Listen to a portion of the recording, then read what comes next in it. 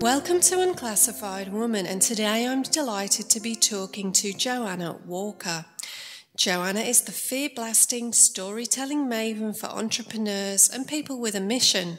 She helps men and women with a mission put their powerful stories and from-the-heart voices out front so they can have the impact they want to have, reach the clients they're meant to serve, and change the world in big and small ways. Since 1997, she's helped hundreds break through fears, step into leadership, and claim their place.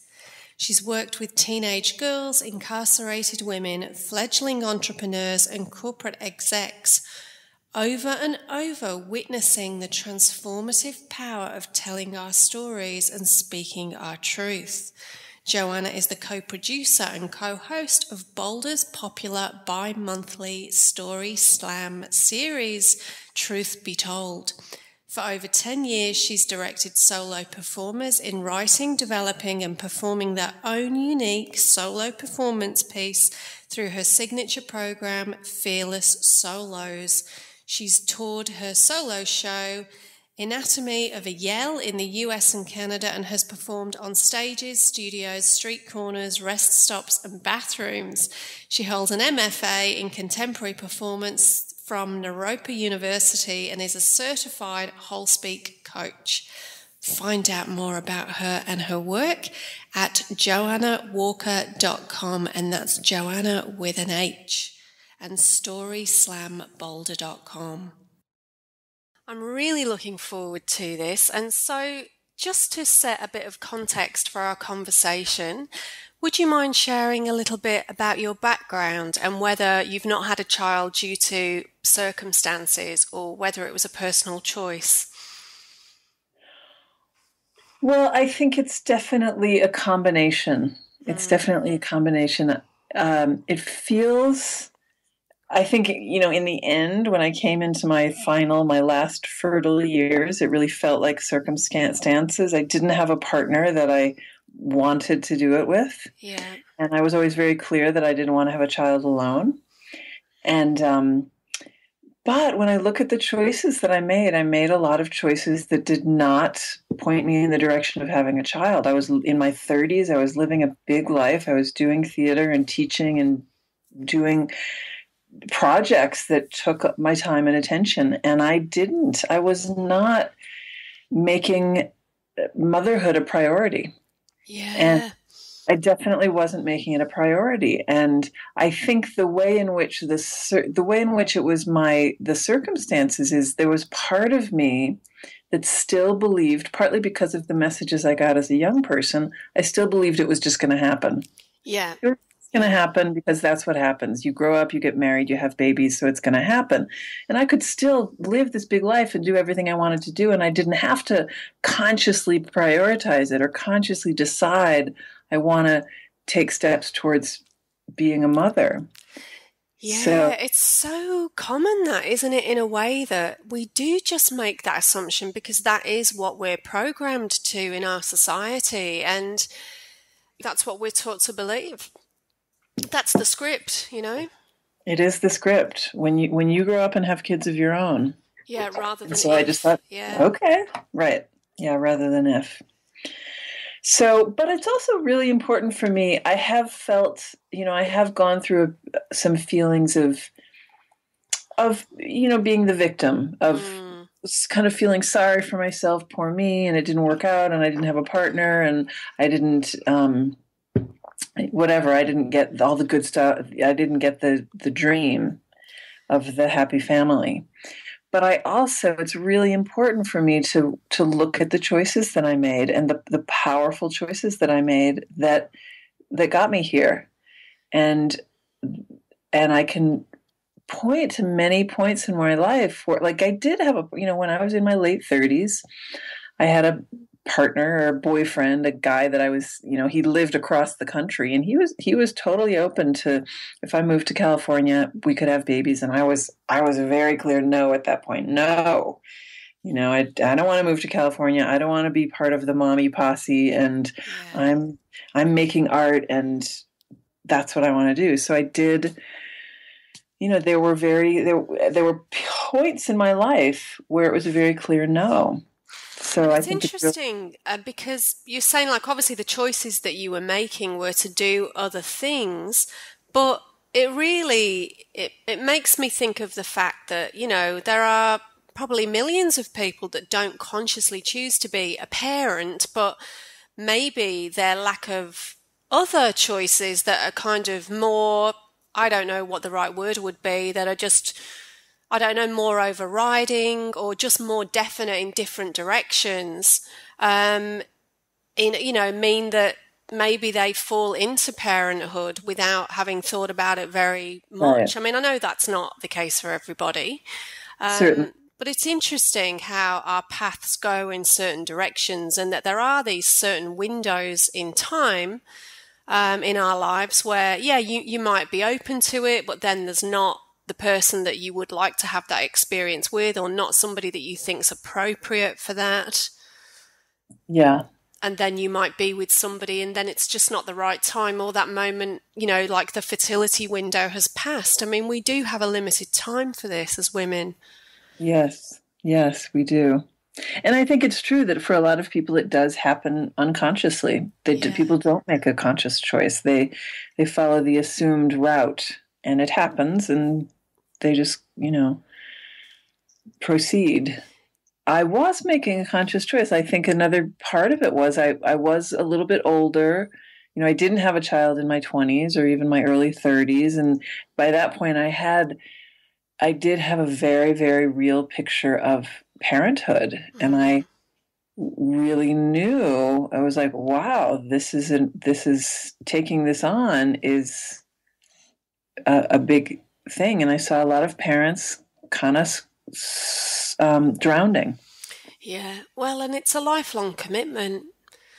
Yeah. Isn't it? So when you were coming to the point where you thought, okay, well, obviously this is not going to be my path. Maybe that, this is not going to happen for me.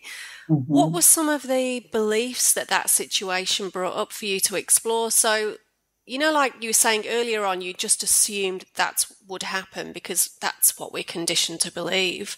So did that then make you question those beliefs or really explore them and think, well, okay, these are just not relevant for me? I think I did feel there was a lot of questioning of purpose and meaning. And because that, along with that, those messages and that expectation and assumption came just how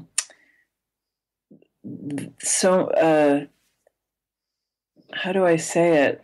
Came meaning that those were the thing, that was the direction where my life was going to lead, and that's what was going to give my life meaning. Having children, having a family would give my life meaning. That was where we were all headed as a way to give life meaning. And so without it, how was I going to make meaning out of my life? And I always knew intellectually, there are many ways to make meaning in life and many, many, many ways to give value to the world and to the community. And nothing seemed like it could be as important as raising a human, as being a parent. I was just remembering a conversation that I had with somebody else on this, and she came to the realization, well, actually, me not having a child means that I've got the time and energy and focus to impact many more people and have a much greater impact in the world. And I thought, well, that's, again, another really valuable perspective that could also be, very true for some people. Yeah, I mean, I'm often aware that a lot of the projects I do and creative projects and people I'm connected to, that I wouldn't have the space. I wouldn't have the attention if I were raising a child. And did you ever feel any pressure from like family and friends about needing to try and make it happen? Or, when your friends all start having children?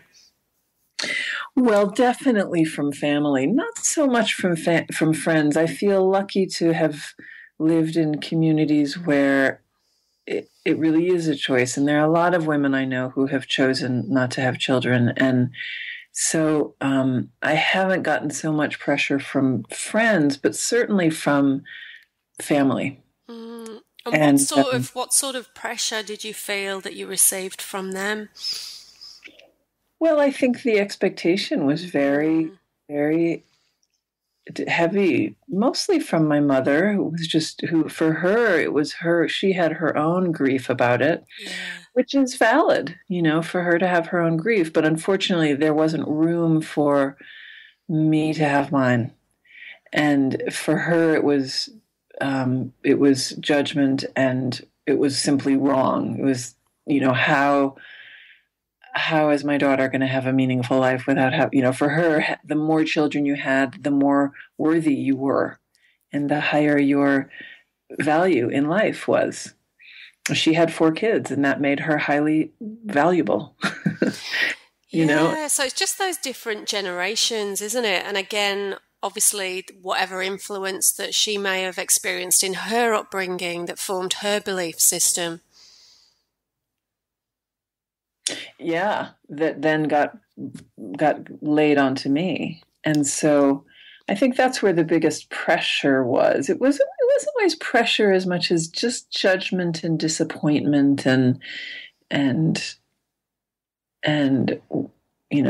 what's going on here. This is another quite a common point that's often raised, that thing of, feeling the pressure to provide grandchildren. And taking on any disappointment from your parents, and I guess trying to communicate that, well, they made their choices and maybe that was the right thing for them, and they may have felt completely fulfilled in motherhood or not. But the fact is that we can't live our lives for our mothers. Right. I've had very similar conversations with my own mom, who has really struggled with the fact that I don't have a child.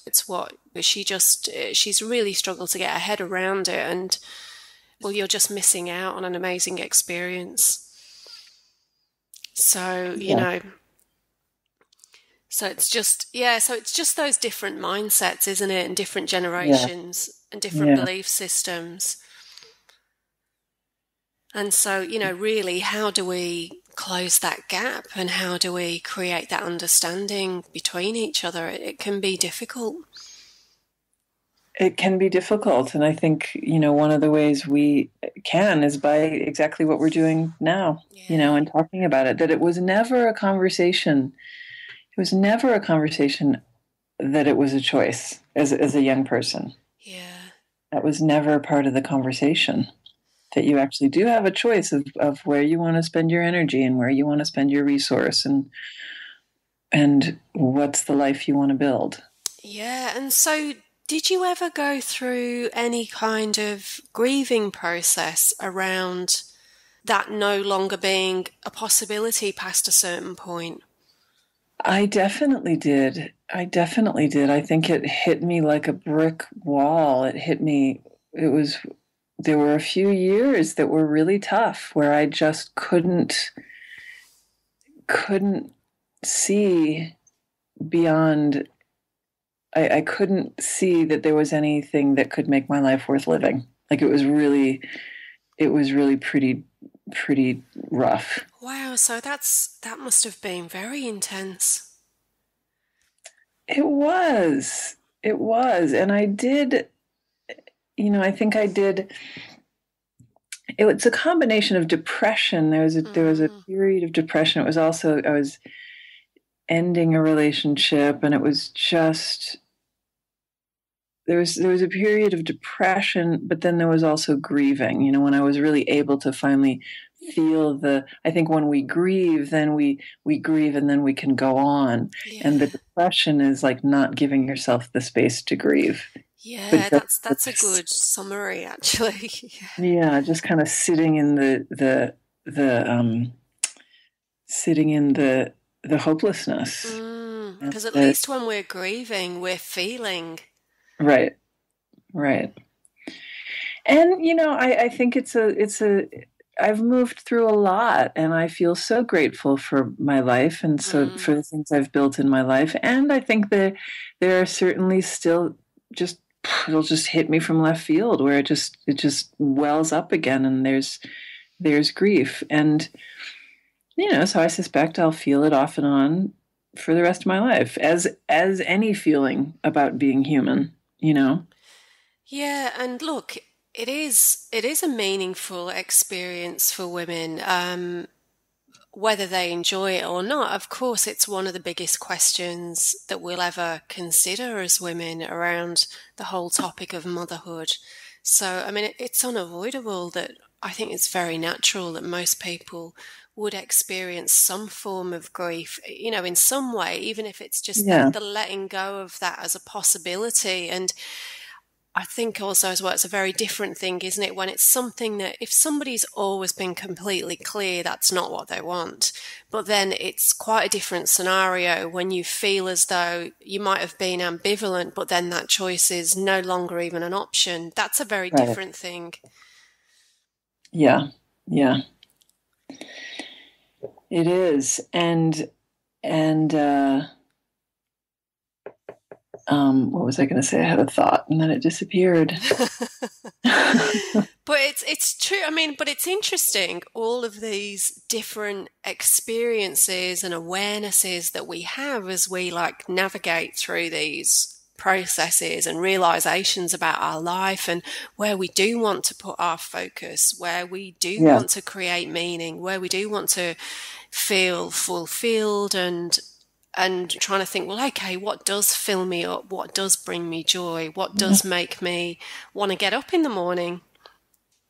Yeah, I think, there was a period of really, really not wanting to hear anybody's good news about being pregnant or having a child, or I didn't want to hear I didn't want to see, it was tough to just celebrate other people's joys around parenthood.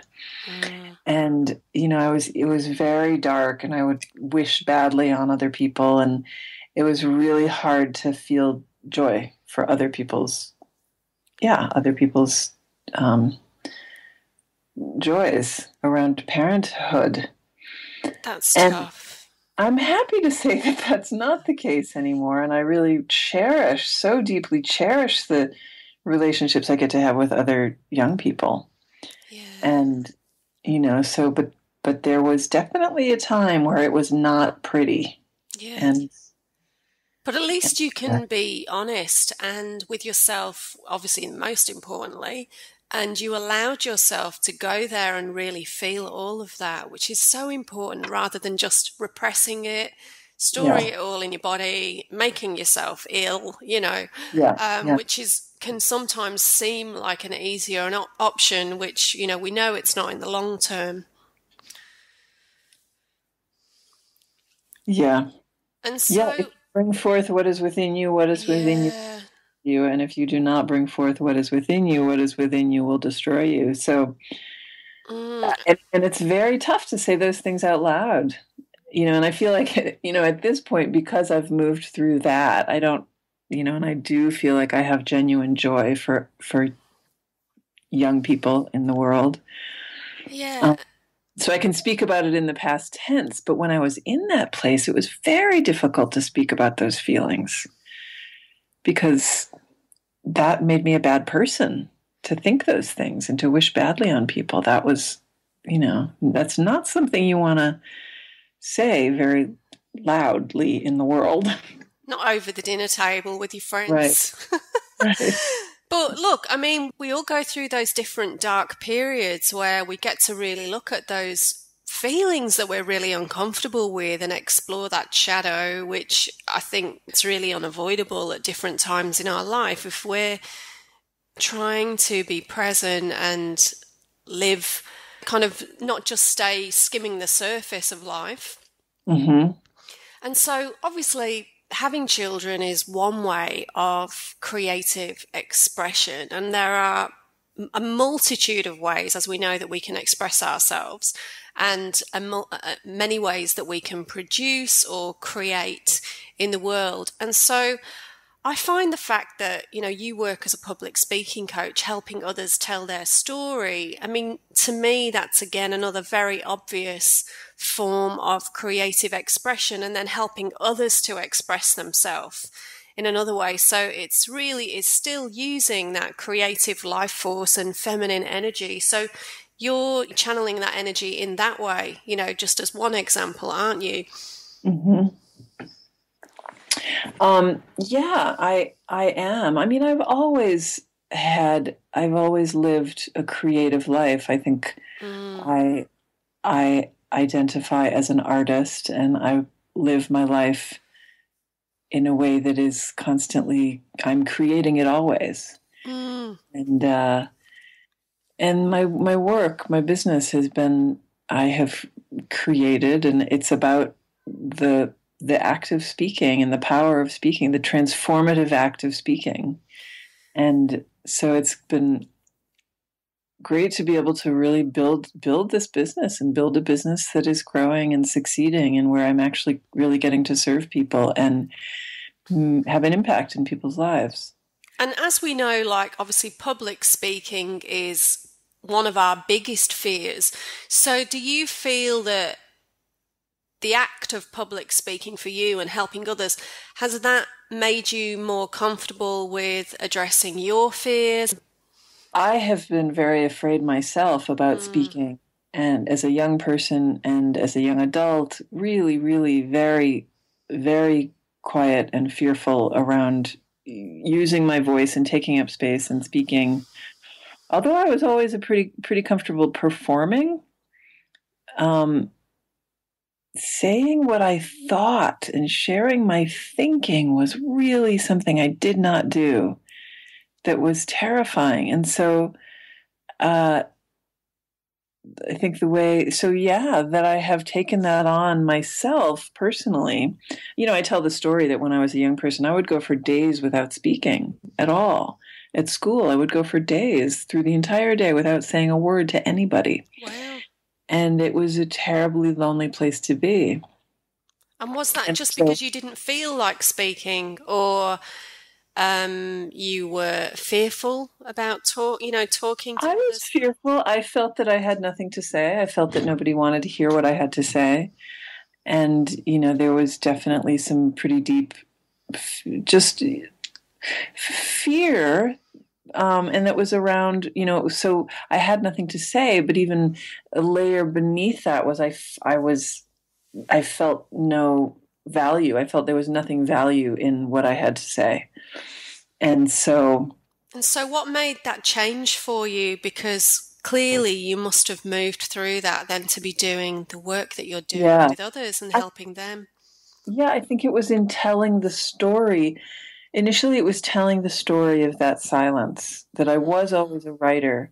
I was a writer. I was a poet. I wrote poems. I had stacks and stacks of journals. And when I finally started reading those poems in public, and those were, in many cases, the story of silence. And I connected, I think, when I started reading women writers and understanding feminism and sexism, and getting a picture of, this story of silence, of me being a good, well-behaved girl, that the best way I could figure out to get by in the world was to not speak. It wasn't worth risking humiliation or saying something stupid. That for me, being a good girl was the highest value, and the best way I could figure out how to be a good girl was to be quiet. And so when I started getting a picture of that in the bigger picture of women and speaking and women taking up space and women's voices, I started to see, I'm part of a much bigger story. This isn't just my own flaw. This is actually, I'm part of a much bigger story. And so to tell that story, to tell the story of my silence and my journey around speaking, is what allowed me to reclaim my voice and to say, oh, I do have something valuable to say. And my story is an important story to tell. My experience Absolutely. in the world matters. And so, what is it you find the most fulfilling about this work when you're coaching other people with their speaking? Well, I'm always, I think it's just amazing to get to see people tell a story they haven't told before and hear their voice in a way they haven't heard it before and claim their power in a way they haven't claimed it before.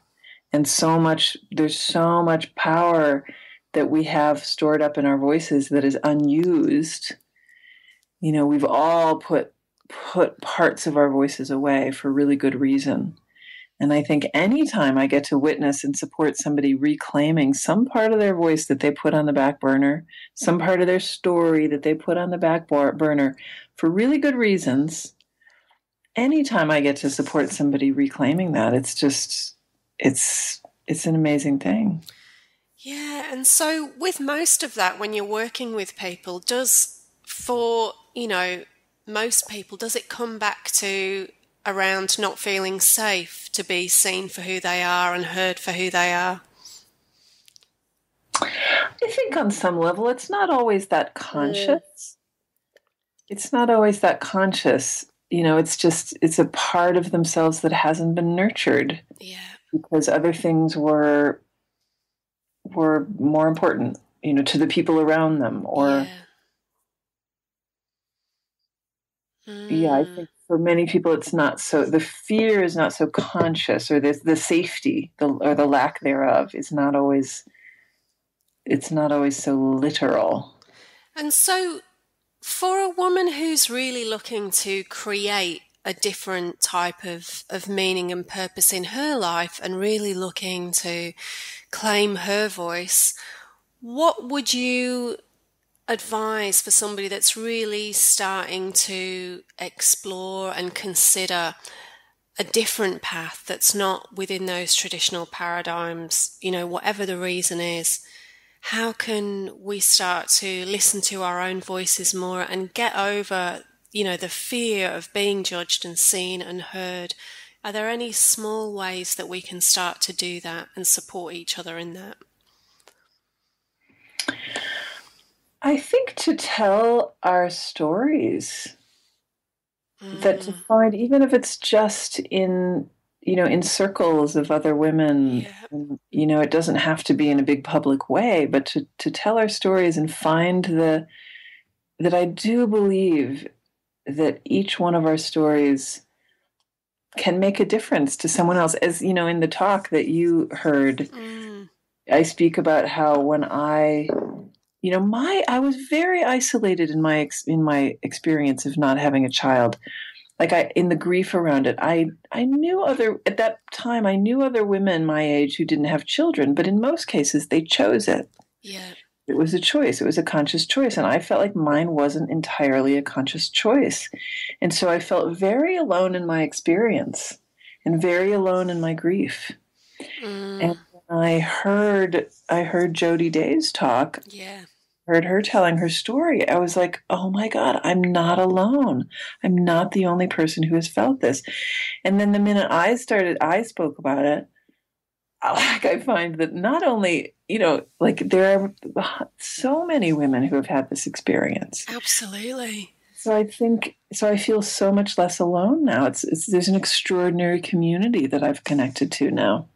And so I think it's so important that we tell our stories, one, for ourselves to really, really get that we're not alone. And two, to, you know, that it opens the door for somebody else. And it's really how we build communities and how we build support and how we reclaim our power and how we really like, oh, this is, you know, kind of in the same way that I didn't speak. And then I found out that that's my own story of silence was part of a bigger story of women not speaking. Yeah. And then now again to loop around and see like, oh, my story of not having a child is actually part of a much bigger story. Yeah. And I think that's so valuable. And that's how we rewrite the story That's how we start to undo those expectations and assumptions and really write a new story. Yeah, and just create a completely blank slate, and who knows, I mean, the possibilities are endless. Absolutely. For what we can create. And so what do you feel are now the major benefits that you're experiencing of not having had children? Well, I think one of the big ones is the relationships I have with young people. Mm-hmm. That I do have some really, really close, wonderful relationships with young people, and that because I'm not a parent and because I'm not their parent, there's a very unique relationship that gets to grow that's very different from the parent-child relationship. And I feel so grateful for those relationships. And I know those young people are grateful for the way I get to be an ally in their lives. And I know their parents are very grateful for the relationships I have with them, that it's a very unique and very special relationship. And I'm so grateful for those relationships. Yeah. And I think also I really get to stand in my power as a woman. Not that mothers don't, that mothers are deeply standing in their power. And I get to find a different way to stand in my power and really explore who am I and what do I want to create in the world and what's the world I want to live in. And I get to really, really stand in that power and own it. And that's scary and difficult and really exciting. Exciting. Yeah. And so what would you choose to leave the world as a legacy of any form, whether it's an intention or a phrase or something physical or tangible, or I don't know, what would that look like for you? Oh, I don't have anything pithy. I don't have anything pithy here except for just really, I think the way that I live my life is, and the way I want to live my life, and I want to invite the people around me, is to just show up, to show up and be present for yourself and be present for one another and curious. Show up and be curious and then tell a story about it. which is one of the most powerful things we can do. Yeah. It really is. And to really live without, that I think the great lesson for me in this whole thing is really, really letting go of judgment and expectations. And life is not what you expected. And I get to just keep showing up for it, no matter what, that it didn't turn out the way I thought it was going to turn out. And I have an extraordinary life, and so and I want to keep showing up in that way. To not being attached to the expectations and the assumptions, but really being open to the possibility of the moment. Beautiful. I love that. And so, well, thank you so much for sharing all your insights, Johanna. And where's the best place that people can find out more about you and your work online? My website is www.johannawalker.com. And I will also include the link to your fabulous talk in the blog post that goes with this too. Yes. Thank you. Which is great. So thank you so much.